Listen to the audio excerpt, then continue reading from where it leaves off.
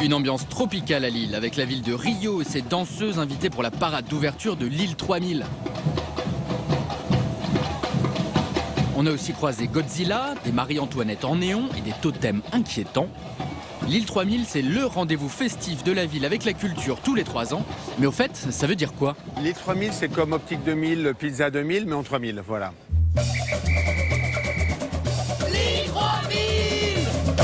Pendant 3 mois, la ville se métamorphose en une gigantesque œuvre d'art dès l'arrivée à la gare.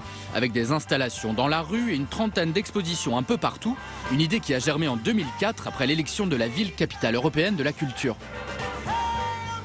C'est la suite de Lille 2004 où on s'est dit qu'il faudrait bien qu'on trouve un chiffre, quelque chose, un nom. On a trouvé celui-là pour rythmer tous les 3 ans des très grands événements qui sont dans toute la métropole lilloise, dans près de 70 villes de la métropole, et puis qui impulse autour d'un thème à tous les opéras, les théâtres, les associations, les majorettes. C'est-à-dire que vraiment c'est une culture à la fois noble, d'expo, de spectacle, mais aussi populaire, parce que ce sont nos racines.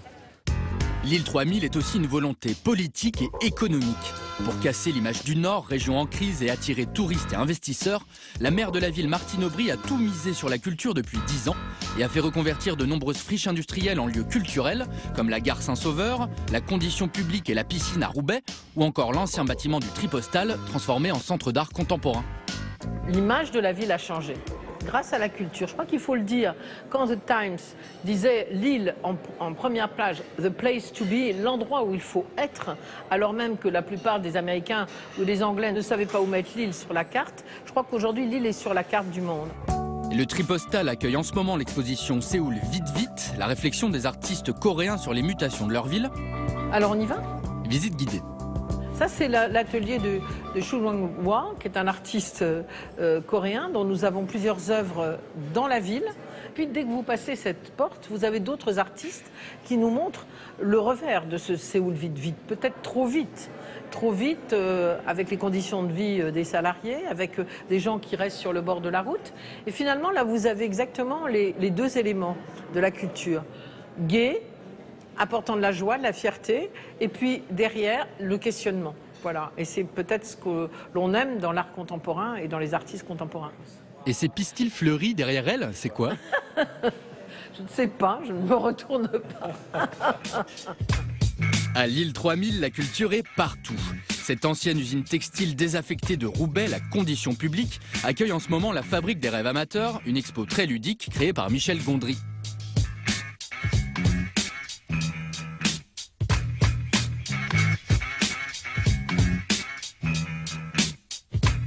Le thème de Lille 3000 cette année, c'est d'ailleurs la Renaissance. Les artistes de 5 grandes villes qui ont connu la crise sont invités à s'exprimer. Nous sommes en France comme dans tous les pays, ou pratiquement tous les pays européens, dans une vraie crise économique, sociale, voire même morale. C'est pour cela qu'on a invité des villes qui ont vécu des crises beaucoup plus lourdes que nous, Détroit, Eindhoven, qui sont devenues des grandes friches parce que l'économie Philips et l'industrie automobile les avaient quittés.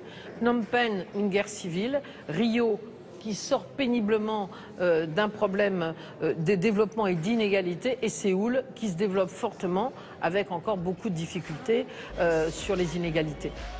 Comme un symbole de reconversion, c'est un bâtiment emblématique de Lille, l'ancienne gare Saint-Sauveur, aujourd'hui centre culturel branché, qui accueille l'exposition sur Détroit et interroge sur les mutations de l'ancienne capitale industrielle de l'automobile, aujourd'hui ruinée. En 2 mots, Détroit, c'est la ville Phoenix. C'est une ville qui a été bâtie par un Français en 1701 et qui a ensuite connu pas mal de crises assez rapidement et voilà, qui a été déclarée en faillite en 2013. Aujourd'hui, elle en est sortie et elle en est sortie aussi grâce à cette communauté d'artistes qui ont refusé de quitter la ville pour se donner la chance de repenser un demain meilleur. Les artistes ont injecté à l'échelle d'un quartier des moyens de créer et aussi de vivre les uns les autres. Comme par exemple Détroit, c'est une ville où il n'y a plus de services publics, où il n'y a plus d'éclairage dans la rue. Il y a des artistes qui ont conçu un moyen d'éclairer 1 rue, 2 rues pour limiter la criminalité et puis pour donner un peu de couleur à ces maisons brûlées. Et si vous allez à Lille 3000, vous pourrez peut-être croiser une artiste de Détroit, Cory Baldoff, qui se prend en photo dans les rues avec son filtre d'optimisme en plexiglas coloré. Sinon, on vous conseille aussi d'aller faire un tour au Studio national des arts contemporains du Frénois et aussi à l'expo Où commence le jour au LAM, le musée d'art moderne et son architecture qui à elle seule vaut le détour.